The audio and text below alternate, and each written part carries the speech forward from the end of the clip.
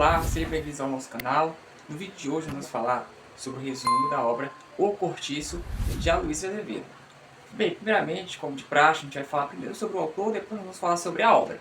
Bem, Aloysio de Azevedo, ele foi um escritor e diplomata maranhense que nasceu no dia 14 de abril de 1857 na cidade de São Luís do Maranhão e faleceu na Argentina no dia 21 de janeiro de 1913. Dentre as suas principais obras, além de O Cortiço, nós temos O Mulato, de 1881, e Casa de Pensão, de 1890. Bem, Aloysio de Azevedo ele foi um dos precursores, ou o precursor, do naturalismo no Brasil. O naturalismo foi uma corrente literária que surgiu no final do século XIX e perdurou até meados ali do final, aliás, do início do século XX. Essa vertente da literatura, essa escola literária do naturalismo, pregava a influência do meio sobre o homem e também a relação do determinismo biológico. Vale ressaltar que naquele contexto, no final do século XIX, as teorias da evolução de Darwin estavam muito em voga e existia essa ideia de que o ser humano era apenas um ser biológico e o meio condicionava o indivíduo. O indivíduo era condicionado pelo meio. E essa influência do naturalismo, das teorias, né, da evolução de Darwin, dentre outros, influenciaram de forma direta nesse gênero literário do naturalismo, que a gente vai falar um pouco mais lá para frente. A história em si. A história conta de um português chamado João Romão, que ele tinha uma pedreira, um cortiço e também uma quintana, que é chamado na obra de taverna, que é um pequeno comércio. E João Romão, ele tinha um desejo, um anseio de enriquecer. E ele fazia isso a qualquer custo. Até mesmo roubando materiais de obras vizinhas, economizando muito. A obra descreve o João Romão como uma pessoa muito avarenta, que ele economizava muito, ele evitava os gastos exagerados justamente para guardar, para poupar, a fim de enriquecer rapidamente. E nesse processo ele conhece uma negra, uma escrava fugida, chamada Bertoleza. A Bertoleza ajuda ele nesse processo, na construção das casas do cortiço, atendendo os clientes na quintanda e ajudando o João Romão ali a administrar o seu patrimônio. Bertoleza, ela era uma escrava fugida, a obra descreve que ela foge de Minas Gerais, cujo seu dono era um senhor cego. E ela acaba fugindo desse senhor e acaba indo para o Rio de Janeiro e acaba conhecendo o João Romão. A obra descreve Bertoleza como uma mulher que era muito afeita ao trabalho e ela era muito submissa ao João Romão. E também a obra descreve a Bertoleza como uma pessoa muito ingênua. Ela confiava demais, ela confiava cegamente no João Romão, a tal ponto que ela pensava ser liberta, pois o João Romão apresentou um documento falso, alegando que era a sua carta de alforria, e durante esse período que Bertoleza esteve com o João Romão, ela acreditava estar liberta, sendo que ela não estava, ela ainda pertencia ao senhor cego, a família do homem cego lá que era dono dela. E a gente também vai falar sobre essa parte mais lá pra frente. Mas aí a obra retrata, né, que o João Romão teve a parceria da Bertoleza, que era a sua ajudante e também a sua amante, nesse processo de enriquecimento. A obra descreve, como eu falei anteriormente, que o João Romão e Bertoleza furtavam materiais de construção de outras obras ali na região para a construção das casas do cortiço. O cortiço, ele começa tendo umas pequenas casinhas ali que geralmente acomodavam os trabalhadores da pedreira, e com o passar da história, com o passar do tempo, o cortiço vai sendo ampliado e vai se modernizando, à medida que também o João Romão vai crescendo ali financeiramente, ascendendo socialmente. A obra retrata que o João Romão tinha uma rixa com um vizinho chamado Miranda. Este Miranda, que é o vizinho do João Romão, ele era membro da elite carioca, só que ele tinha um casamento com a sua esposa, chamada Estela, um casamento meio que de interesse. O Miranda sabia que a sua esposa o traía, sua esposa era infiel, e ele não tinha sequer o gosto, o prazer da paternidade, pois eles tinham uma filha chamada Zulmira, mas a obra escreve que a Zulmira, que é a filha do Miranda, com a sua esposa Estela, o Miranda desconfia que a Zulmira não seja filha dele.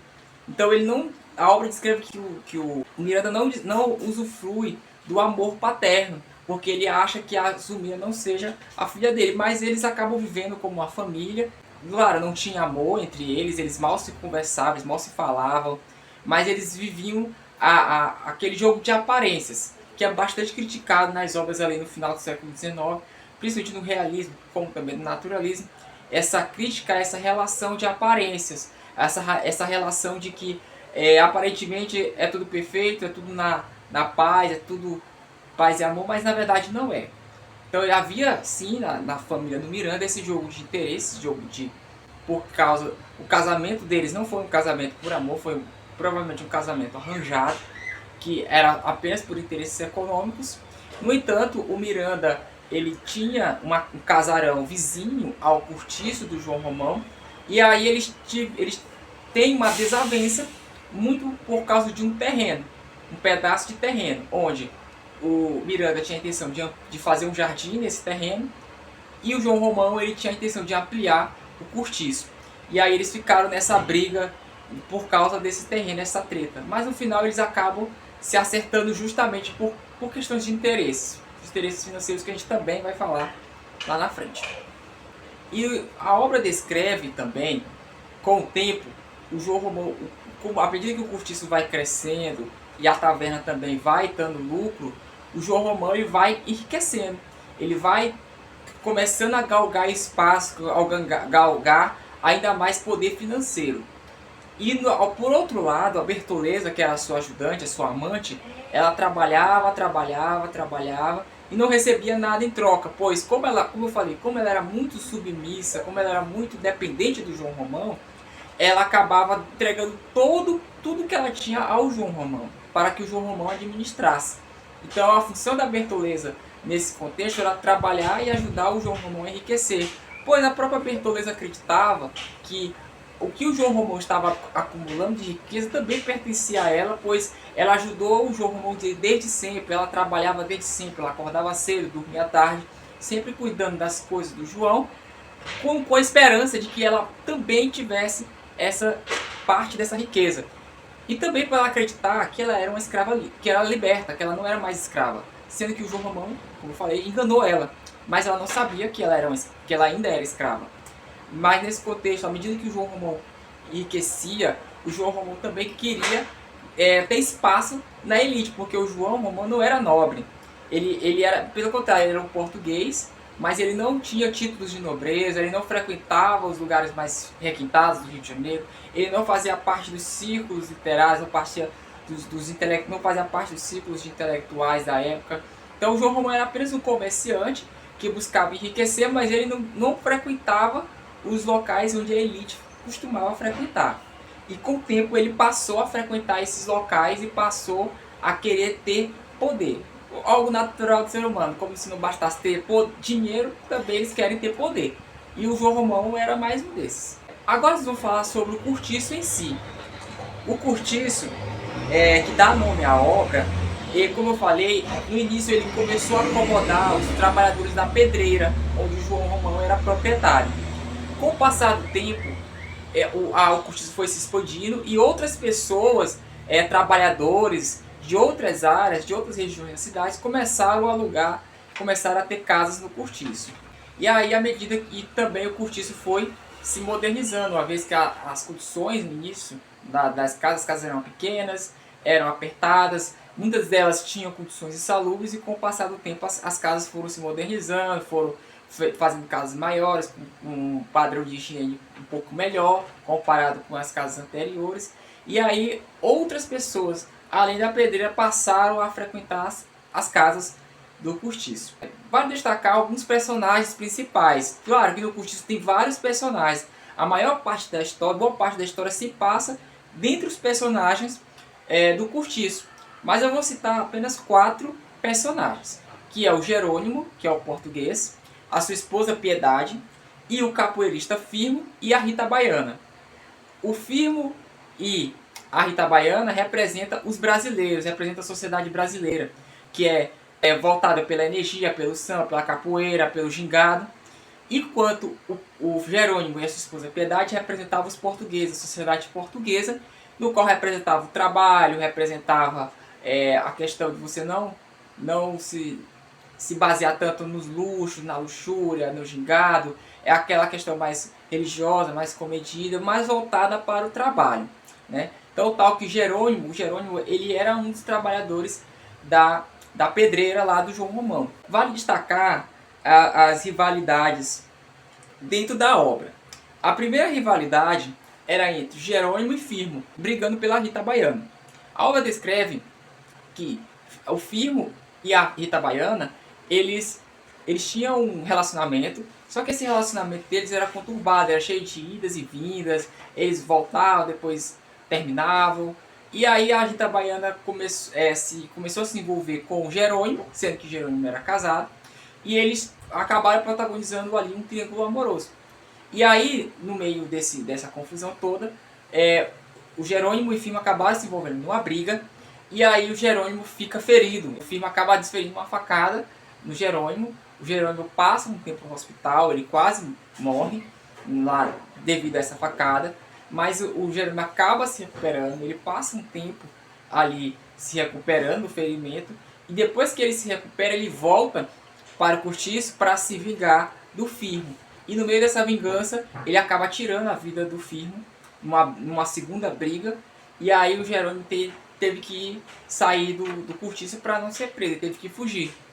E com isso ele acabou deixando a sua esposa, Piedade. A obra retrata que o Jerônimo e Piedade, eles tinham uma filha, e aí ele acabou abandonando a sua esposa e sua filha para viver com a Rita.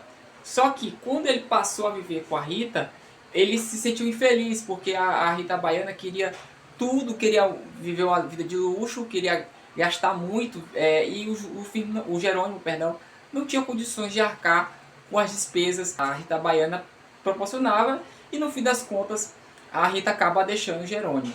E aí ficou essa rixa, né, essa rixa entre eles dois, e aí acabou que o Jerônimo acabou que não ficou com a Rita, acabou não ficando com a Rita, e ficou sozinho, solitário ali, sem a família, sem a amante, sem nada. Ainda tirou a vida do capoeirista do Firmo. Aí também teve a rixa entre o João Romão e o Miranda, como eu falei lá no começo.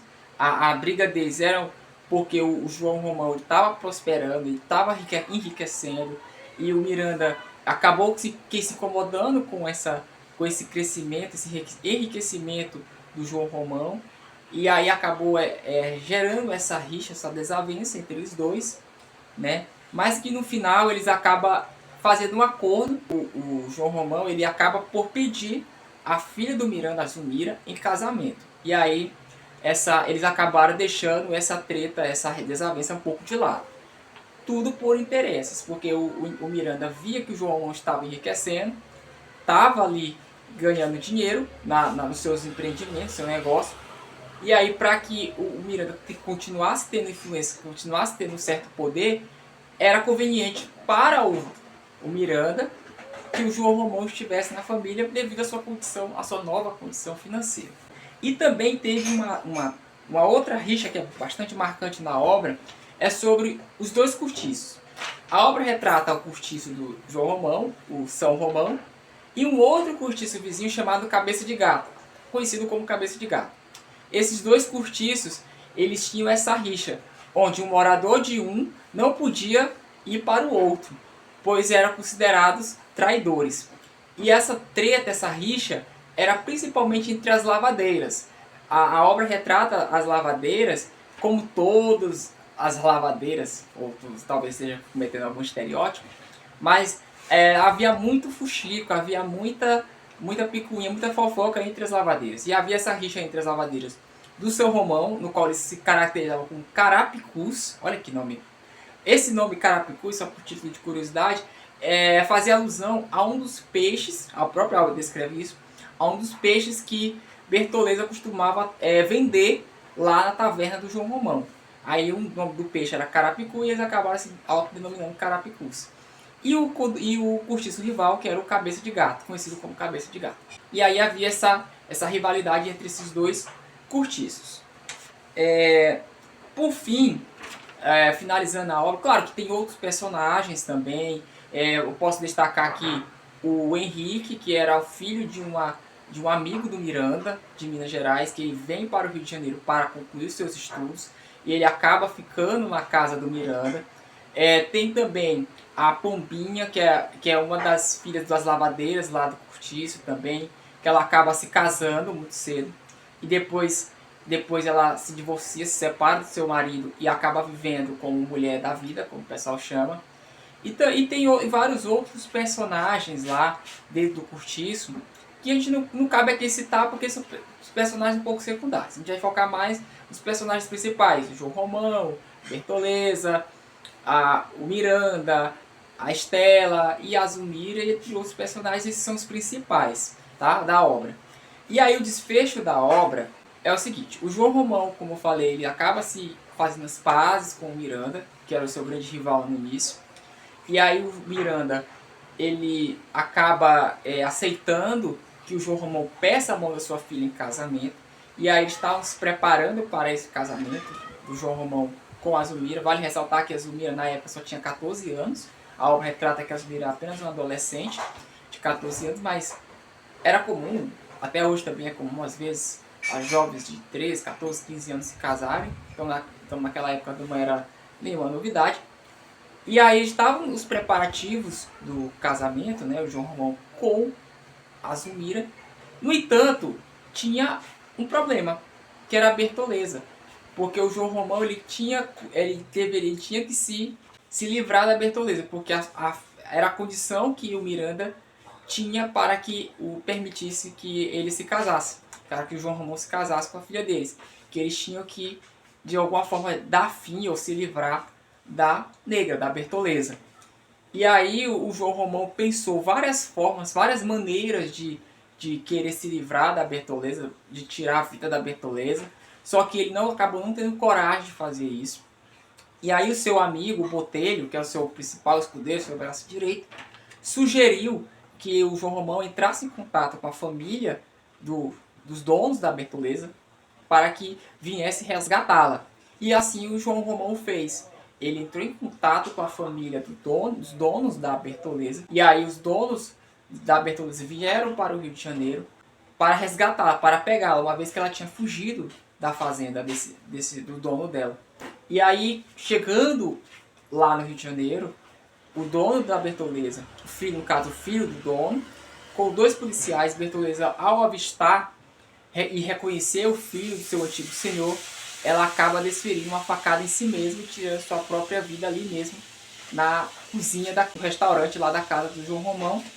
E no final da obra, retrata exatamente assim, que após Bertoleza tirar, e no exato momento em que a Bertoleza tira sua própria vida, a obra descreve que passava uma charrete ali do movimento abolicionista no Rio de Janeiro. Olha que fim irônico e trágico ao mesmo tempo, né?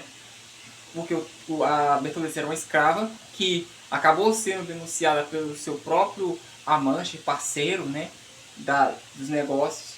E aí logo em seguida apareceu um movimento abolicionista, justamente no momento em que a Bertoleza acaba tirando sua própria vida, ao descobrir que ela foi denunciada para os seus antigos senhores.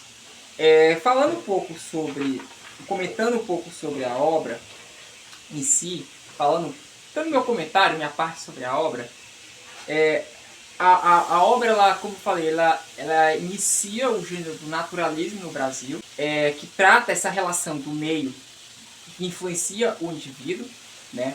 Então, tal que o exemplo do Jerônimo, com o exemplo do português, o símbolo do português trabalhador, cristão, ele acabou se corrompendo, de certa forma, com o ambiente daquele ambiente, que era o ambiente do cortiço, certo? A relação biológica do ser humano como um ser biológico apenas, a questão do próprio determinismo, a questão racial também, que é bastante presente, muito influenciada pelas teorias da evolução da época, teorias evolutivas que estavam bastante vigentes naquela época. Vale ressaltar aqui, essa obra é uma obra do fim do século XIX, e a linguagem característica do Aloysio Azevedo é uma linguagem crua, é uma linguagem sem rodeios. Ele fala a realidade, a forma como ela é realmente, sem rodeios e de forma bem clara e direta. E também ele vai fazer uma crítica, como eu falei, das relações de aparências, como o caso da família do Miranda, que aparentemente era uma família que era uma família estruturada, uma família de bem, uma família decente, só que na verdade não era, né? A própria obra fala que o casamento do Miranda com a sua esposa era um casamento de aparências e que a sua esposa era infiel.